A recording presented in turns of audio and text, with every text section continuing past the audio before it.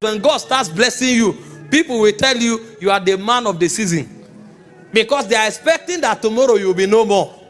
They can't imagine that you will remain relevant forever. Meanwhile, the Bible said the path of the just man is as a shining light. It shines brighter and brighter unto the perfect day. He said they go from strength to strength, every one of them in Zion that appeared before the Lord.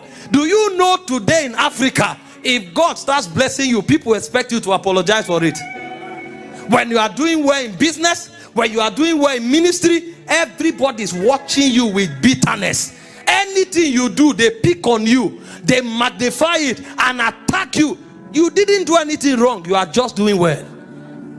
And because you are doing well, anything you do is wrong. It's a crab mentality. Because the way the crab functions is that all of us will remain here. If anyone starts going up, the rest will pull him down. You can put 1,000 crabs in one basket, they will be there intact. You don't need to lock it. No one will allow anyone go anywhere. We will all suffer here and die here. If one is going up, the rest will pull that one down. All of us must die here. That's the mentality we have. And so people are good until they start being blessed. People are nice until they start being blessed. The moment they start being blessed, they are arrogant, they are proud, they are ambitious. All of that is to create a negative energy around you, to deplete your faith so that you go down. And when you go down, they say, yes, we know that's how it should be. All of us must remain here. I prophesy over somebody, your next level has appeared now. Don't apologize for doing well. It is your heritage in Christ. That's the heart of God towards you. He wants you to prosper. He wants you to become big. Don't you see what the Bible said? He said you are a city set upon the hill that cannot be hid. Do you know what a city is? You have one car, you have one house, and you say you are blessed. You have not started. There is a dimension in God that a generation is about to see, that one person can sign $1 billion for kingdom advancement and it will not shake his account. I prophesy, step into that realm.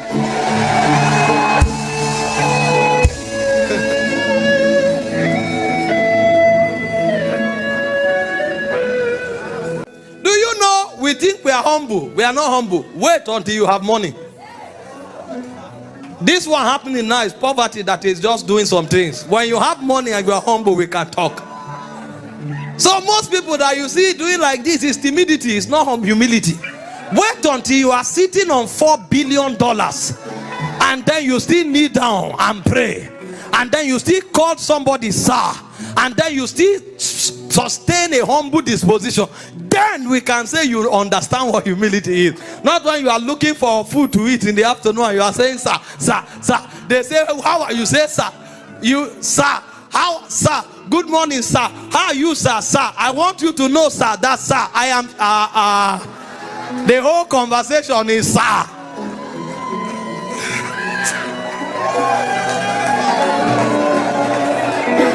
Hallelujah. Praise God. Today, when you talk about prosperity, people say, Kai, these are fake preachers. It's hypocrisy. Because everybody who is saying you are talking prosperity, you are a fake preacher, they are all trusting God for prosperity. But they just want to appear. Some people think from all your life, say holiness, holiness, holiness. And they don't know what holiness is. They don't know what holiness is. Because holiness is prosperity of the spirit, prosperity of the soul, prosperity of the body, and prosperity of your circumstances. Because, hear this now, because they are consecrated to God. Are you seeing that? Because they think, because this subject has been bastardized, every time you mention it, we should frown at it. We can't. Because there are many things we cannot do unless we prosper. The kingdom, for instance, cannot be spread abroad except as there is prosperity. The Bible said in Zechariah chapter 1 verse 27, Chapter 17 verse 20. What's that scripture now? 17 verse what? 117. It said that my kingdom, and see the way he said it. He said cry out. Don't keep quiet. Oh. He said cry out and tell them. In case they think it's only prayer and fasting that advances the kingdom, tell them, oh, before they pray for 10 years and remain in one location. Tell them before they fast for 25 years and remain in one spot. He said cry out. Tell them, my cities through prosperity shall yet be spread abroad. So when you find people making global impact, sir, in addition to prayer, in addition to holy living, there is money at the root.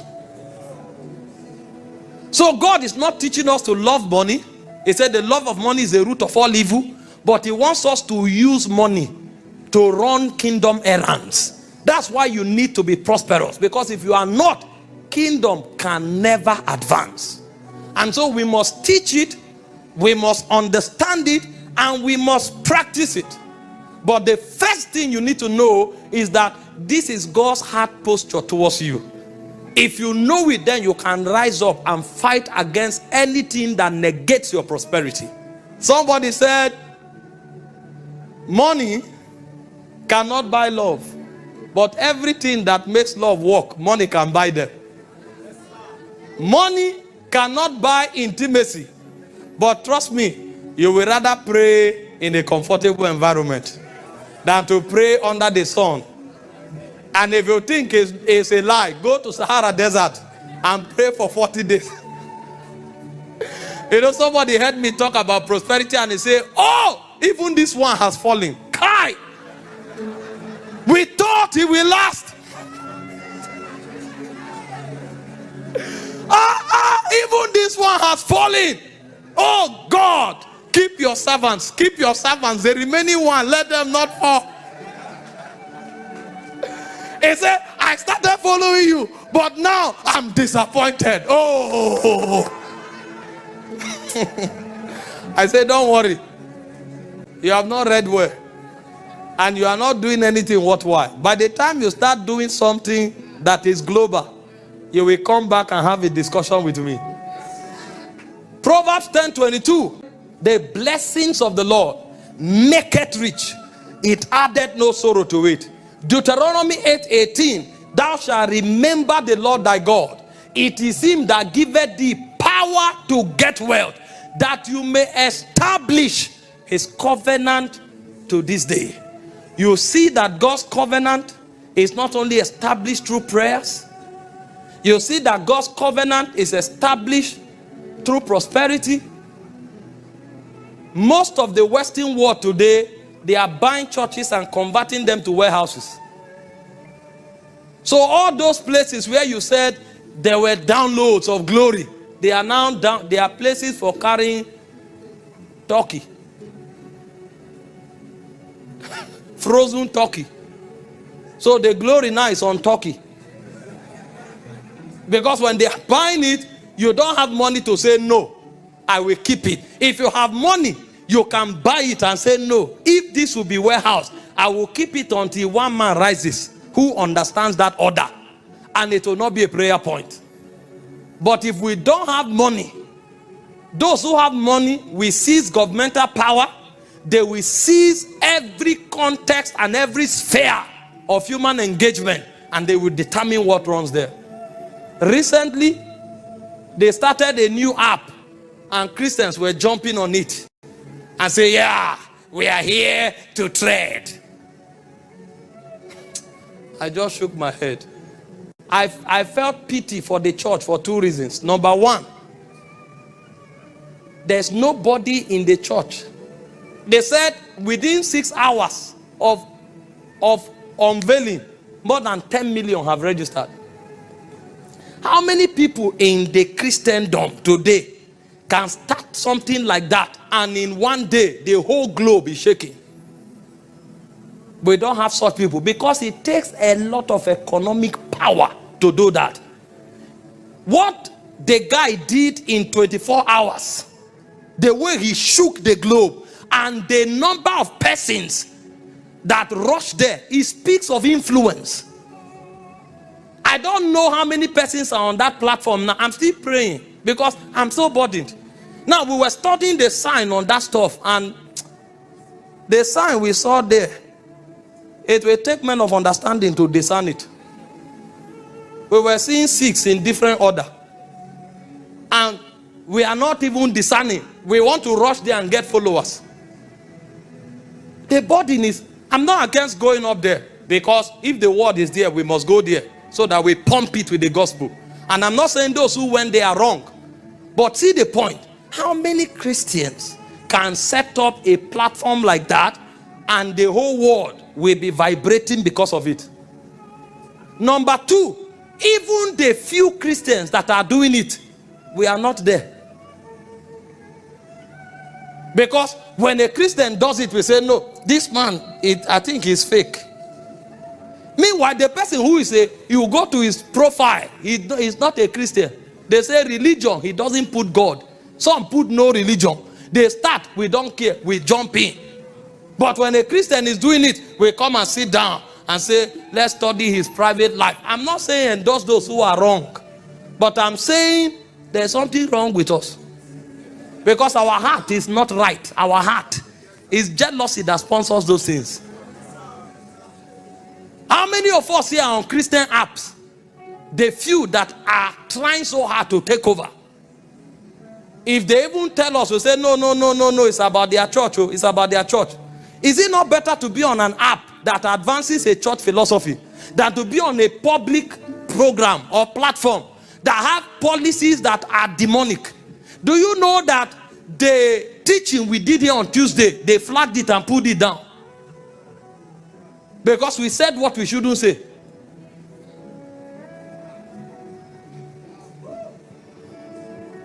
A day will come when you preach and say Jesus, they will censor it out. And they will warn you, if you say it again, we will ban you for 90 days. And if you say it again, we will remove you. And for 6 months, you will try to log in, you won't be able to because you are out. Because of community policy. All of this will not need vigils if people who have economic power begin to buy those corridors. See, the reason we are talking prosperity is not to buy car and buy a wristwatch. That's not prosperity, that's materialism. That's where a lot of people get it wrong. What many people call the doctrine of prosperity is materialism, and that's why they fight it. Materialism has 2 major philosophies. Number 1 is vanity. Get money and buy your ambition and showcase it. Number 2 is self-preservation. And so anybody who frowns at materialism is correct, because it's not of God. Self is a philosophy of the devil. Vanity is the way of the devil. All of that is what makes for materialism. But when we are talking prosperity, we are talking empowerments that makes you able to advance God's kingdom. And one of those areas of empowerment is in the area of finances. This is why God is passionate about seeing his people prosper, because the kingdom can't go forward unless you and I are able to prosper. We say we want to do an apostolic invasion in UK. And I said, thank God, I didn't even know. I said from the beginning that I wanted a small meeting where we can teach the word for long and spend time in prayer. I thank God that I did that. When they brought bills for the small meeting, I now went and thank God for those who are able to do big ones. You will see 100,000 pounds for some things. You will think we are going to the UK because God has sent us. We are coming with the apostolic rod. If there's no money there, sir, that apostolic rod can't pay for her. It's money that pays for her. It's money.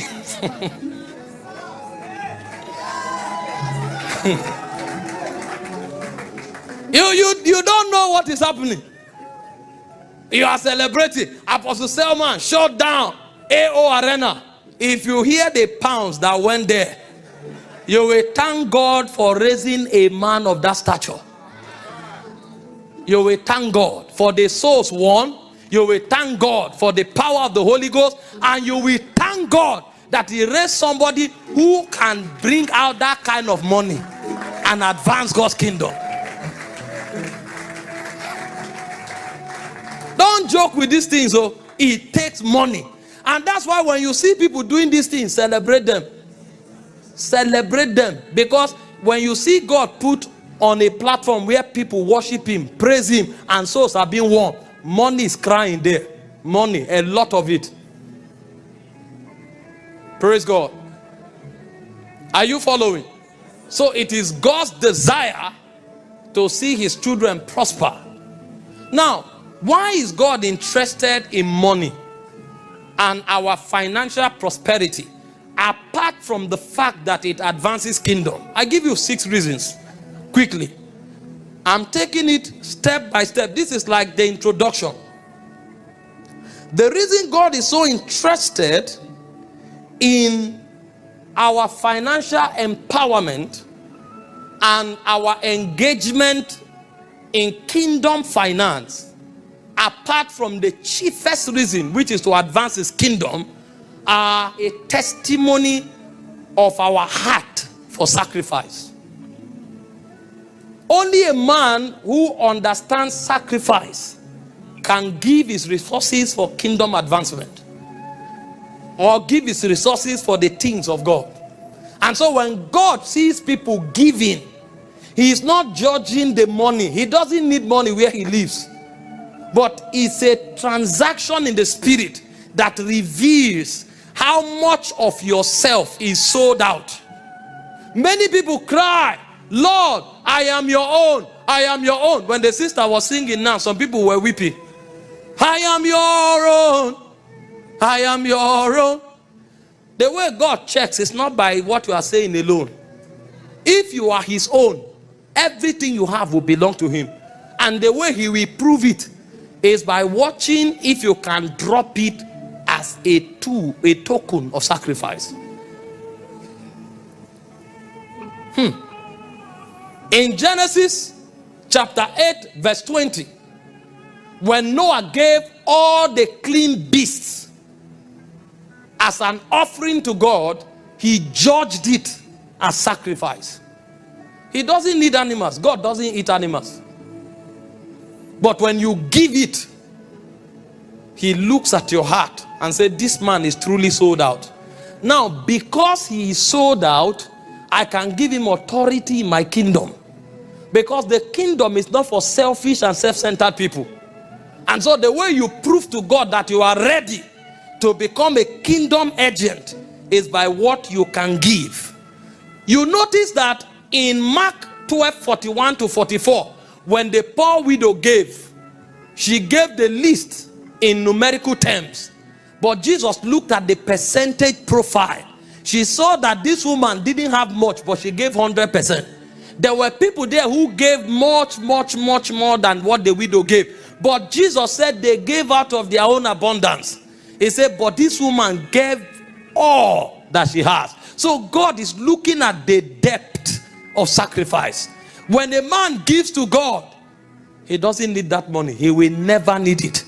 But your sacrifice is a currency in the spirit. When God sees your sacrifice, there are many things he can commit to you, because now he knows you are sold out. And so 2 people can give. One gave 1,000,000 naira, another gave 1,000 naira. That guy who gave 1,000,000 has 100 million. He just threw that one out because it won't affect him.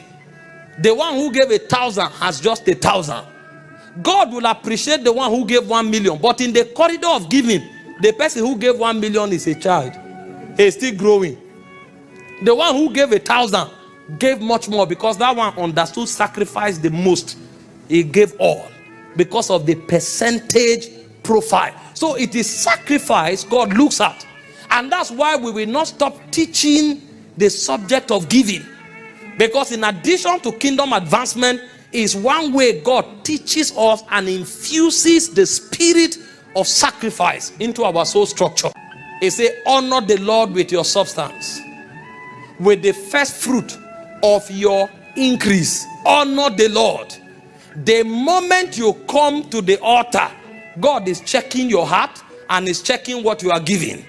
In fact, in the book of Malachi, it says, you bring blind goats to me. It says, if you go to give to your governor, will you give him that? God is compelled to make that kind of comparison because he wanted us to be able to estimate what our giving meant to him. So he sees your giving as an act of honor. Some want to give to God, they just squeeze the note and throw it there. Because as far as they are concerned, it's a religious part of the service. That's not true. When you understand, see, that's why we prepare envelopes for you. In case you don't have the training to know how to put together what you are giving with honor, we are helping you. Because it's not something you just cast carelessly. You are giving to a king. And so what you give to him is a revelation of the measure of honor you have for him in your heart. You can sing it, you can dance it, but it is reflected when you give to him. When they were teaching us how to give, thank God for the people God led us to when we were growing up. The way the man of God taught it, I was so blessed.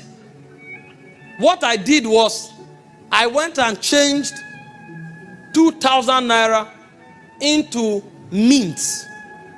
And I saved them. I calculated all the times I will go to church in a month. And then I apportioned two. That time I had matured. Because God started with me from 10 naira. God will say, give 10 naira. I say 10 naira. 10 naira. So when I have my last card, if I'm coming to church, I will put the money in the pocket, remove the trouser and hang it, wear another trouser. When I come to church, I'll say, Kai, Lord, I just left this trouser. Maybe during the next service, if you bless me, I will come. But now, if I had, I would have given. Now, see your servant, I don't have. So God started helping me, and I met this man who taught us this truth. And I will change this money, and I wanted to give God only mints. I'm not saying if you give what is not mint, it's not correct. I'm just telling you, at that level, that's how I taught. And so when I'm coming to church, I put it in the envelope, I come to church. You don't need to preach me to give. I've caught it. And I will change it, and I will give. And I will give like that. Because I began to see that giving was a way of telling God how I honored him. And now in this level, it's not about the amount. It's about the disposition. It's about the carriage. It's about the preparation. It's about the way it is done. You do it prepared and in an honorable manner. And that's how God sees it. Number 4, why is God so particular about our giving? It's an act of faith. When you give to God, you are telling God, although I work with my hands, which is good because the Bible teaches it. Paul said, if you don't work with your hand, don't eat. And when we are talking these things, we are not saying not to labor. We are not saying don't be diligent. We are not saying don't be faithful. God is not just taking from you. God is also making you. Are we together? But this is the point. When you are giving, you are telling God, although I have a salary that I receive at the end of the month, but I acknowledge that I am not sustained by salary. I acknowledge that I am not sustained by my business. I know that all things are working together for my good because you are making it happen. And so when I present this token to you, I am making a statement that I depend on you. I trust you for my sustenance. That's why you keep doing it. Even when there is a breakthrough or not, you keep doing it because it's a testimony of faith. At this level, you are not giving because of what God is giving back. You are giving because you are assured that God is the foundation of your life. In Philippians 4:15 to 19, hear what Paul said. Go to verse 17. This is where you will say this man is arrogant. If I say this thing now, tomorrow you will see it on media. All these pastors have brainwashed people. Nigerian pastors, they have brainwashed people. Hear what Paul is talking. Is this not arrogance? if it's not by the Spirit. He said, not because I desire a gift. He said, but I desire fruits that may abound to your account. Paul is saying, what you are giving not because you want to help me. I don't need your help. And that's why I told you that while you are teaching people this, God will cause your sons and your daughters to come from afar. Strangers will stand to build your walls. I can tell you that since we started this work, there is not one service that both offering and tithe put together is able to pay for what we pay for the facility per use. Not one service. Since we started this work, not one service, offering and tithe put together, can't pay for this facility that we are using. There has never been a service, including the Thanksgiving service, that offering is able to pay for what we pay per service. So if we are waiting for tithe and offering, the next service will be under the tree.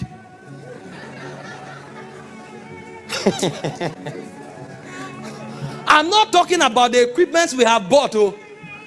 I'm talking about the one we pay. We pay for the facility. The tithe and offering can't pay for it. Before you talk about running costs, before you talk about staff salary, before you talk about other things that we are running, like internet, TV, and the rest, offering and tithe has never been able to pay per service. If your sons and daughters don't come from afar, your ministry will relocate to a tree. You will come under a mango tree. Don't worry, the power of God will move there. It's not piano that moves the power of God. So, in case you are there, don't be discouraged. That's not what I'm saying. So Paul said, I don't teach you these things because I need you to help me. I'm saying this because there is something God credits you with. And that's why I told you this thing is an act of faith. That's why you don't need anybody to motivate you to give.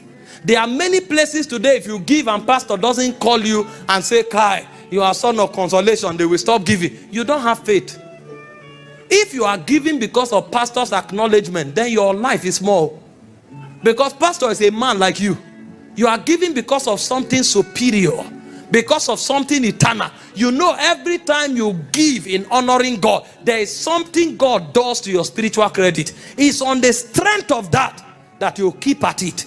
Whether encouraged or not, whether motivated or not, whether preached or not, for you now, it has become a life. Because faith is a life.